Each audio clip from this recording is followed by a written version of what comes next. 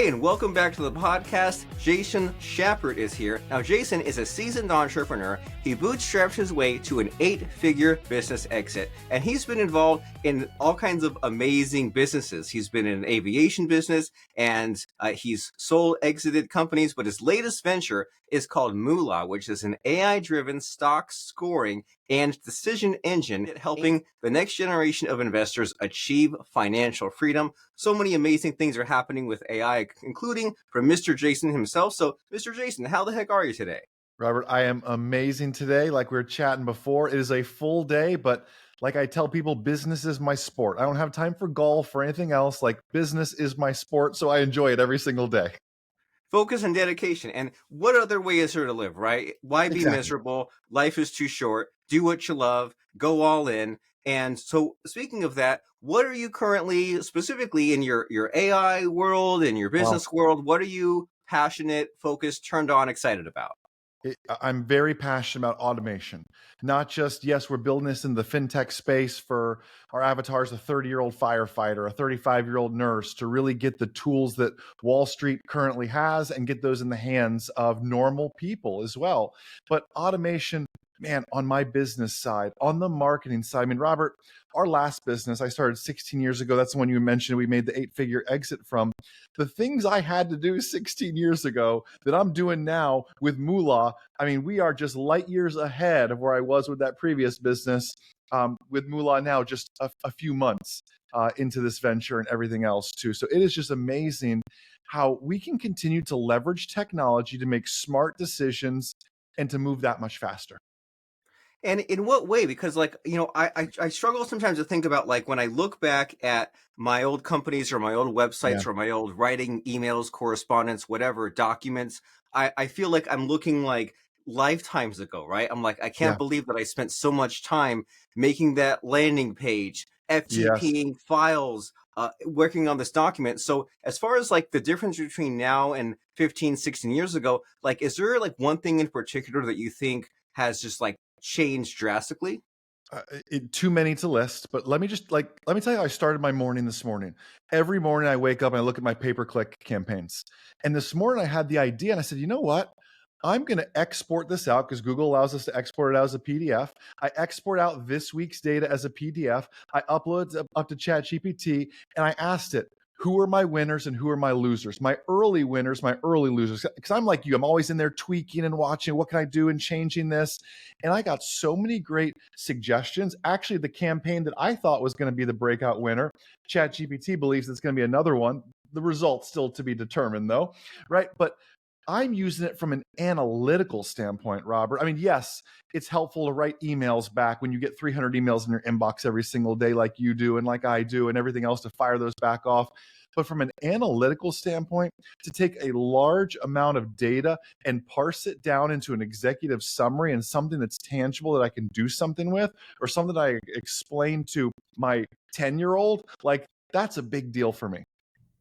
I love it. And so, to instead of using these AI tools to add complexity, use it to distill things down for us, to give us the second opinion, to give us this executive summary, to just to make a mess of all these things that are right there in front of us. And so, with that in mind, tell us about Moolah, because as you said, it's kind of like democratizing this whole stock Absolutely. trading thing. It's getting in the hands of some new people. So what the heck is Moolah and how does it stand out?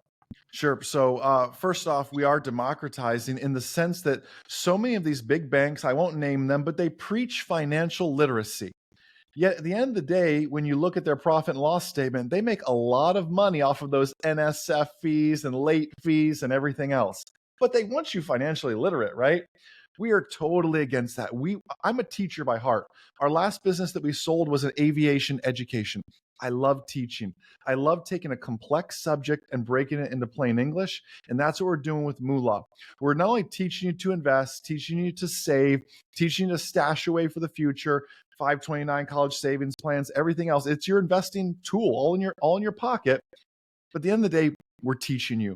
Yes, you have the AI scoring on different stocks and ETFs. Yes, we have the envelope style budgeting system on our savings plan, which is essentially your bank account, full debit card, everything else. But it's the back to those analytics, it's the AI insights to say, hey, Robert, this month I had more month than I had money, and I don't know why. Well, we're going to look at that and say, well, did you know, Jason, you have HBO Max, Hulu, Disney Plus, Paramount Plus, Netflix, YouTube Premium?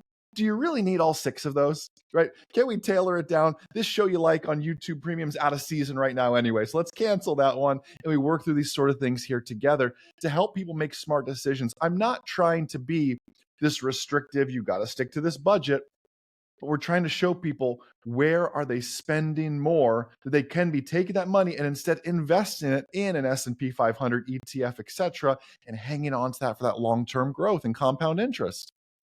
I love it. Well, this sounds amazing right off the bat already, right? Just like you have all these kind of tools and you say, well, hey, here are these things that we put together. There's the envelope system. There's looking at Yes. your budget and what to trim out, but it's not like jumping ship and like throwing out what you're doing to take on this other stuff. Because as you guys like you and I know, to bring on new habits, if you do it drastically, it doesn't stick, right? It might as well be a New Year's resolution. But Yep. if you can kind of like adopt a few just small changes and get the happiness, get the little bit of a pleasure on some way of doing it and Spot stick on. with it, then that sticks and you can eventually just kind of take what you like and leave the rest. And so this app sounds amazing. And why did you create it, right? You start companies and you sell them and you're always looking for like what the next idea of yours is. Were you scratching your own itch? Were you frustrated with what was out there? What was the motivation towards creating this?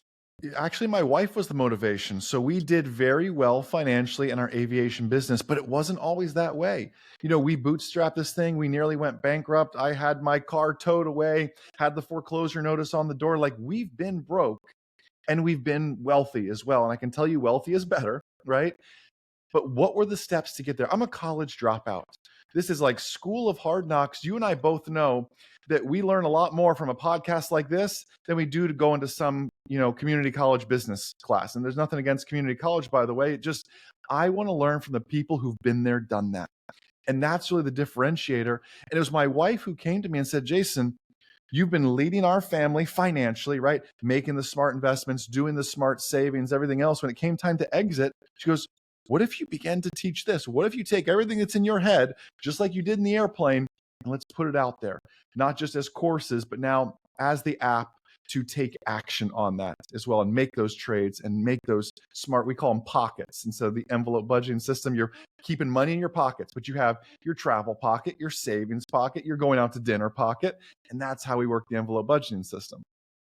Well, very cool. So your wife looked from the outside in and said, "Hey, maybe like when you have your own ideas, it who knows how valid it is, but if someone else says, by observing Yeah. what you've done in this business, now that leads to this next aspect of it." And you mentioned college. I'm a computer science major, even though college was like 20 years ago, and and with AI, the whole like software Wow. development life cycle, I mean, it's crazy, right? Back in Mhm. the good old days, it was, hey, here's Windows 95, and a couple years later, here's Windows XP. But Yeah. then now with some of these tools, I mean, I don't know if you use like the like Descript or Opus, some of these Oh, yeah. tools, like every couple of days, the interface is like completely different. This Yes. button's here, this button's gone, and like the debugging and feature life cycle, it's insane. I'm just like, is AI itself writing it? And so you being a guy on the inside, you have this hit app. You're with AI. There's all this kind of like data and all kinds Yeah. of like iterativeness. And so like, what's changed business wise as far as like software development with AI involved? Because it seems like what was years is now days. Yeah. I had in our last business a dev team of about 12 people, and we're doing this with 4 people. And by the way, this is a fintech. Like, our previous business was just aviation. We built a learning management system. The fintech is a much larger. We're building a bank essentially with a brokerage and everything else. Like, it is a much larger undertaking, but AI has allowed us to leverage that, bring in the best talent, um, but way less people. And I want to go back to your previous point. I want to make sure people, though, I don't want people just throwing AI tools. You mentioned Opus and all these, and those are, and I use those, by the way. But I want to make sure we're not so inundated in these beautiful AI software as a service models that we have so many different things that we're trying to band-aid together to get our marketing out, to get our business running, to get whatever it is. I love AI, and our business is heavily, heavily reliant on it. But I want to make sure we're not just chasing the next shiny object as well. We can be very, very mindful of that in our businesses and really everything that we do. Well, fair enough. And so did I hear you right that so even though like the work is more, there's less Oh yeah. people because you have like the AI tools kind of augmenting the programming aspect?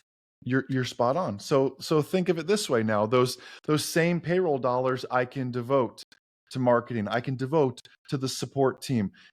Again, we're bootstrapping this business as well. We're using our own funds from the last exit to fund this thing. We don't have investors, but if we had a runway per se, we have a much longer runway. Business, as you know, Robert, is all about creating leverage. In our first business, YouTube was a great leverage point for us. We were one of the early YouTube channels, and we leveraged online video very, very early. AI is at that same kind of inflection point that you're going to say that person was, born this day, ready to roll. And like, think of our kids that are growing up using Chat GPT. Like, I'm encouraging my kids to use AI. Yes, even on things like homework assignments and this sort of stuff, because I genuinely believe that's going to set them up for greater success when they're teenagers. And they say, Dad, I think I want to start a business too. Right? It's been much, just a huge head start. And you wonder how much of the world is going that way, right? It used to be like if you were a business owner, entrepreneur, that was kind of just like novel. But with all of the, like, especially post pandemic, right? With the remote workers and the just being able to like bootstrap your own business, it seemed like that's on the rise. And Yeah. so I think these might be essential skills just to stand out. And there's always the fear of like, will AI take the jobs? Well, if AI takes all the jobs, well, it's up to you to like control the AI, right? To You're run your own business. And so it seems like there's like a new mindset to tap into, and that's why like I'm using AI every day just because I as know well. if first of all I don't know how I would quit Chat GPT for a week, but if I Right. did and I jump back in, like I feel like I would be so behind, and so I'm always kind of fighting the. I don't want it to dumb me down, but I want to be like more of like the manager and say like, hey, Chat GPT, like you said, here's my financials that are dumping, and here's my inputs, and here's my goal, and then based on the output you look at it, and so I'm like, Mhm. okay, how can I use it to kind of help my cooperate with my Yes. brain and come to these conclusions. It's like a little tough to navigate, right? This kind of new skill that didn't exist a few years ago. You're exactly right. And I had a conversation not too long ago with a Hollywood writer. And of course, someone who writes for Hollywood, the conversation comes up like, so what do you think of ChatGPT and LLMs? And oh, I hate it. I thought, well, I figured you were going to say that. But his response was striking to me. He said, it takes the creativity out of it. I said, okay, I understand that. You're right. AI isn't as creative as some human minds. I understand that. However, if you're not willing to embrace it, you are going to be a taxi driver saying the same thing about Uber.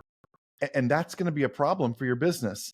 The real Hollywood writers that are going to make it, and newspaper editors, fill in the blank with people who feel threatened by AI. The real businesses and entrepreneurs that are going to succeed are those who are willing to embrace AI. If I was that Hollywood writer, I'd say, you know what? I'm going to be the best AI prompt writer that causes AI to write the next blockbuster hits. Like, I'm the guy who wrote the prompts that made that great movie. That's the kind of person I want to be. I would be embracing this. Don't be the taxi drivers when Uber comes to town. Right. It's like it seems like it's either you can have the all or nothing thinking, or say, I can't change the direction the world's headed in, so I might as well embrace it. And you think, well, if you're a taxi driver and Uber's coming along, why not do both and hedge your bets, Exactly. see which one wins. If you're the Hollywood writer, why not use Chat GPT to get your story like 80% of the way there, and then add your own creativity? Like it's a little frustrating when you hear about Yeah. just how it's black and white. It's one thing or the other. It's like, hey, you can Shouldn't be. use Chat GPT to enhance what it is that you're doing. And so I'm really curious about the growth of Moo.la. Like how Yeah. far into it is it? How old is this app? We're talking months now. We're fresh out of the launch and just seeing such success because, and you know this in business, when you can find a need and a hungry demographic and fulfill it, you can find success. You know, when I first was launching this, everyone said, well, how are you going to compete with Robinhood? I said, I'm not going after the Robinhood customer. Again, my demographic is a 30-year-old firefighter. This guy or this lady is grinding out there at work 12 hours a day as a firefighter, as a nurse, whomever it may be. They're working. They don't have time to sit back and watch CNBC and see what the best stocks to buy are. But they know they need to be investing. They're making good money. They're serving our communities, and yet they're so underserved financially. They're not the kind of people that go to a Robinhood. They're the kind of people that want to come to a community that's going to educate them, teach them, lift them higher, encourage them. You know, at the beginning of this year, we're doing a book study with all our members of Think and Grow Rich, which I know is a book you've read. Like different little things like this, because I believe believing in you starts with you. And if I can get people thinking bigger and change their mindsets, right? How much more can we exceed and excel in their lives? This is not just a Robinhood, go buy some stocks. This is, yeah, we're buying stocks, but we're truly educating you and changing your life in the process and helping lift everybody higher. I'm big into mindset, just like you are. It's just so important for these people. So we tapped into that community aspect of things, and that has really expedited growth. I love it. And you know, when you put out something AI, it seems like there's that problem of like there's already 5 or 10 tools that already exist, right? Like I saw some thread the other day, someone's like, "Hey, I made something that like helps you code with ChatGPT," and all their responses were like, "What about this, and Yeah, this yeah, tool?" yeah. And then it's like way to discourage someone from their Right. dreams. But the lesson I'm getting from you is when you put something out and someone naturally says, "Hey, what about this close competitor?" Have Yes. that answer in your back pocket already figured out. Like, here's all these different ways how we differentiate, and we're not just another one like this. Well, it's not just that. Facebook was not the first social network. Does anybody, did we forget about MySpace? Like, We did. We you forgot. know, and Friendster, and do you remember Dig and Delicious? I was a member of all these things, or like you were too, as an early marketer. Like we just forget about that and assume it's always been Facebook. And let me tell you, I wasn't. I was jealous that I couldn't get in Facebook because I wasn't in college. Back then, you had to have a .edu email, and they made it so cool, so limited. And now, ba-boom, look at it, you know, here all these years later.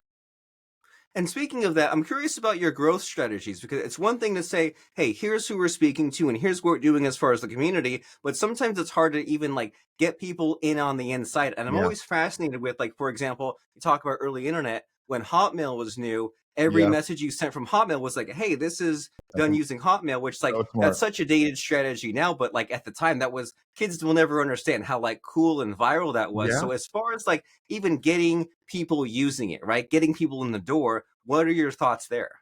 So it's funny you say that. We're following a similar strategy to that Hotmail kind of thing.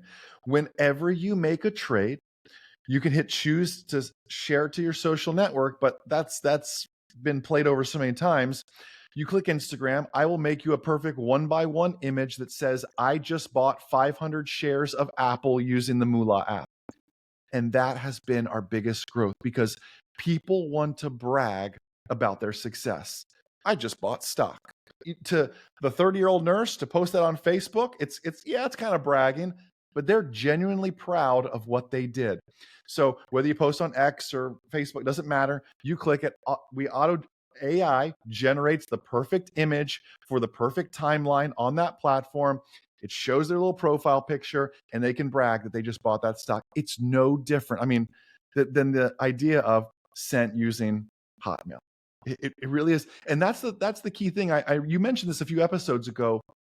Timeless marketing is timeless marketing. Now it updates for the current times, but good marketing is just good marketing, and things just work and will continue to work. Yet the technology around it changes, and that's what you have to be willing to adjust and adapt to.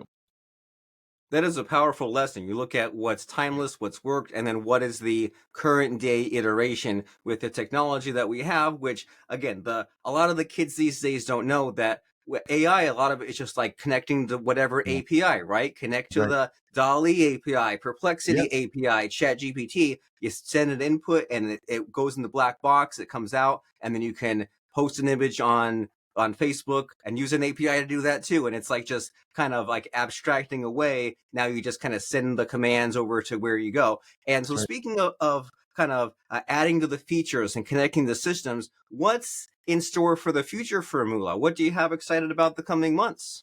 Yeah, so a few big things. The first is to really take our AI up a notch, which is with the robo advising and robo trading. So right now, everything is scored and you're trading everything manually. Of course, you get your alerts, but you hop in there, you trigger your trades through limit orders or through market orders.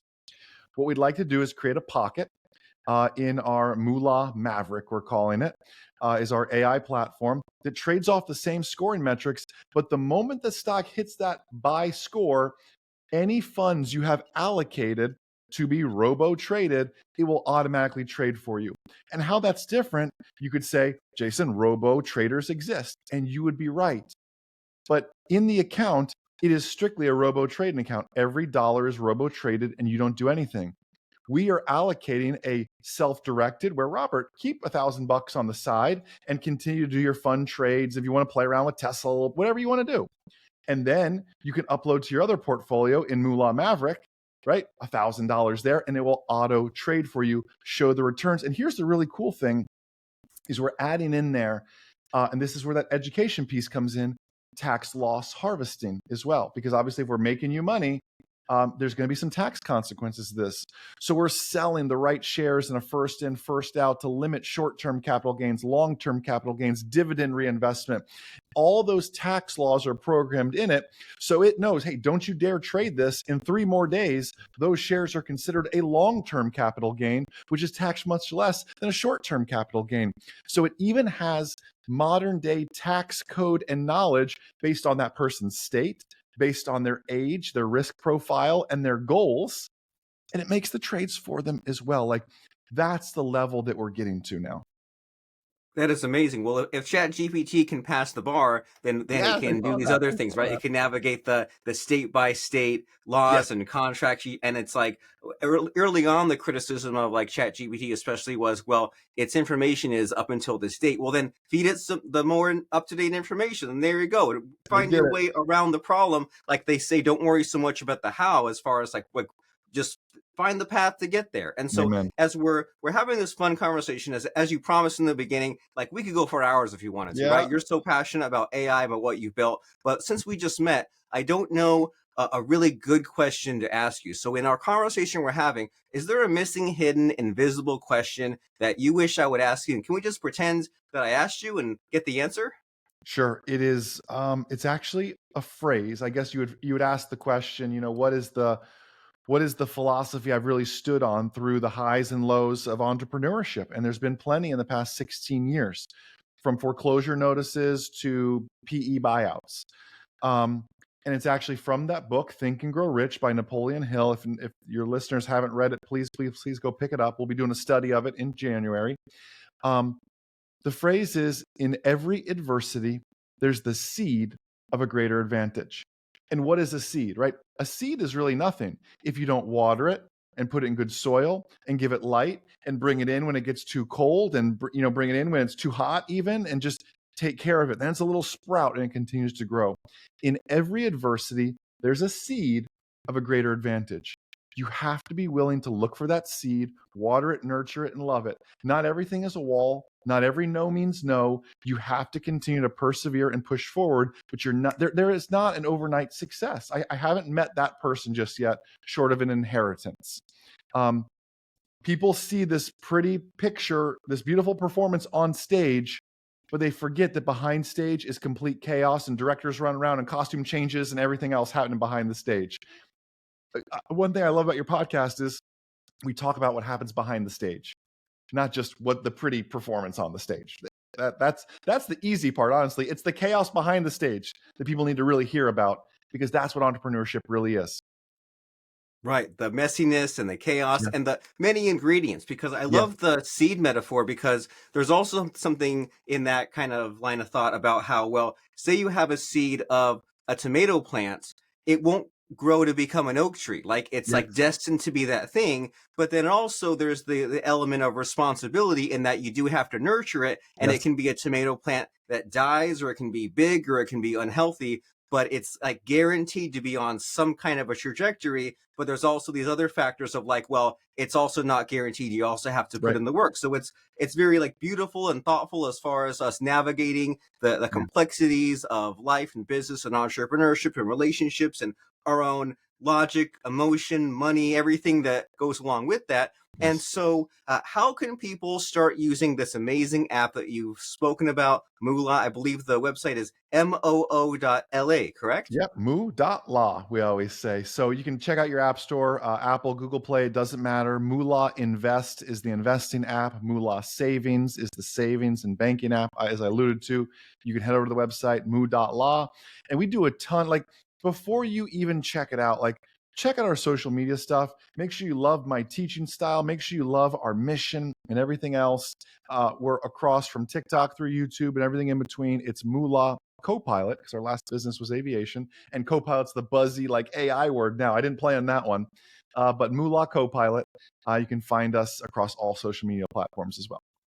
Very cool. Moo.la Copilot and Moo.la. Check out this AI-driven stock scoring and decision engine, but it also has so much more, as Jason alluded to, right? There's the pockets, Yes, there's the robo trading, there's the advising, there's the book study of Think yes, and Grow Rich, and so yeah, much more. And who knows what else will be added to the app by the amen. time you watch this, listen That's to right. this, install it, the way that the cycle is crazy. So check out Moo.la and tell Jason that Robert Plank from the Marketer of the Day podcast sent you. You're going to love it. It'll change your life. You'll use AI for something that's not a distraction or not something that's meant to put better ads or better TV shows for you. Use it to enrich your life, increase your nest egg, build your wealth. Moo.la is this very wonderful app. And as they're going to moo.la, Jason, is there any final push or urgency or just words of advice to guarantee someone goes and installs Moo.la?